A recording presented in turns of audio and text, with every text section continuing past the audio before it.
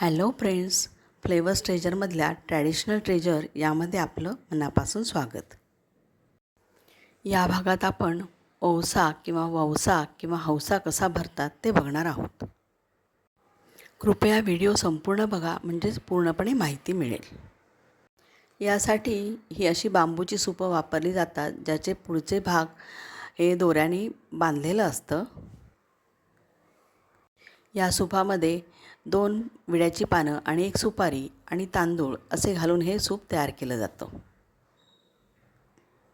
शिवाय एखादं कॉईन पण याच्यामध्ये घातलं जातं.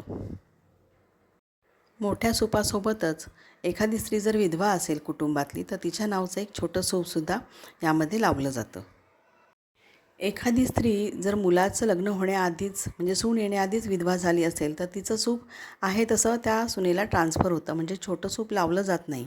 पण जर अशा परिस्थितीत जर एखाद्या स्त्रीचं नवरा मुलाचं लग्न झाल्यानंतर म्हणजे सून आल्यानंतर गेला असेल तर त्यावेळी हे सूप छोटं तिच्या नावचं कायम ती असेपर्यंत ते लावलं जातं. जेव्हा एखादी नववधू पहिला ववसा भरते त्यावेळी भटजी बोलवून सागरसंगीत व्यवस्थित पूजा करून हा कार्यक्रम केला जातो. पहिल्या वंशावेळी छोट्या सुपामधून माहेरच्या आणि सासरच्या कुलदेवतांसाठी अखंड फळं आणि बाकीचे सर्व पदार्थ हे त्यातून दिले जातात.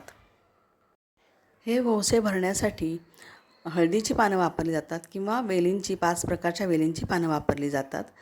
जे अवेलेबल असेल ते घेतलं जातं. या पानांना हळद, कुंकू आणि काजळ लावलं जातं.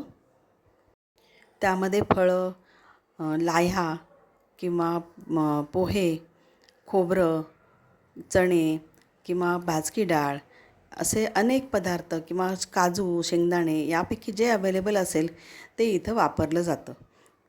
एकूण 5 प्रकारच्या गोष्टी यामध्ये घातल्या जातात. घरात किती सवाष्णी आहेत आणि आपण किती ववसे वाटणार आहोत त्यानुसार ही पानं किती घ्यायची हे ठरवलं जातं.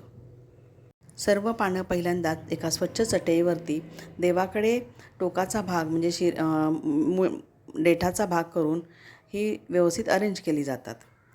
फार मोठी पानं असतील तर अर्धी अर्धी करूनसुद्धा घेतली जातात.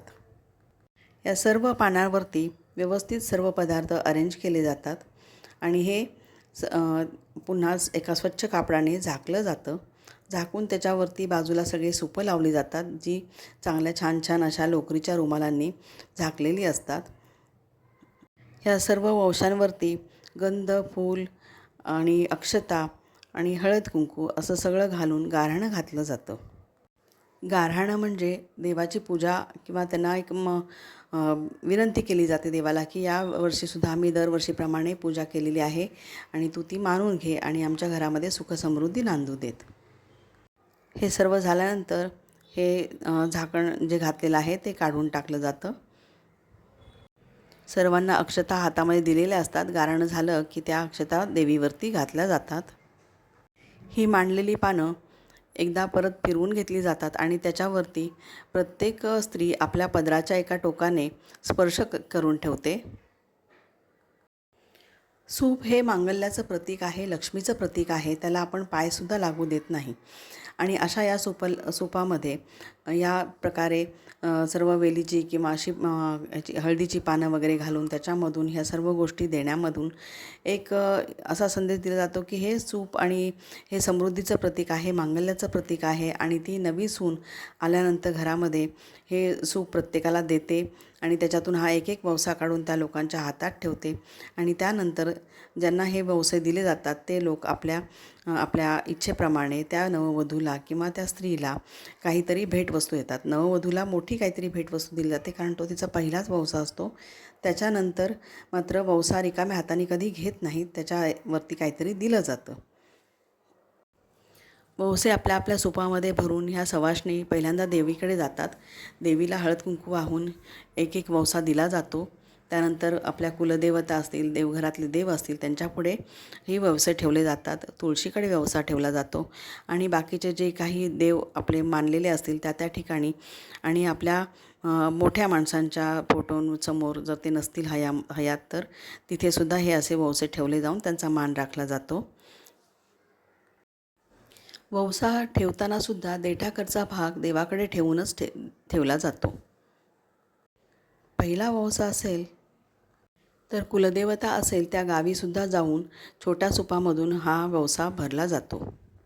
त्यानंतर सवाष्णी आपलं सूप दुसऱ्या सवाष्णीकडे देऊन एकमेकांच्या पाया पडतात. इथे वयाचा गोष्ट लक्षात घेतली जात नाही, तर समोरची व्यक्ती एक देवी स्वरूप आहे असं मानून एकमेकांच्या पाया पडलं जातं. घरातल्या मोठ्या माणसांनासुद्धा अशा प्रकारे वौसा हातात दिला जातो. ज्यांनी वौसा आधी भरलेला आहे, ज्यांचं हे सगळं रीत झालेली आहे, त्यांना हातामध्ये वौसा दिला जातो, अन्यथा तो पाटावरती ठेवला जातो, हातात दिला जात नाही.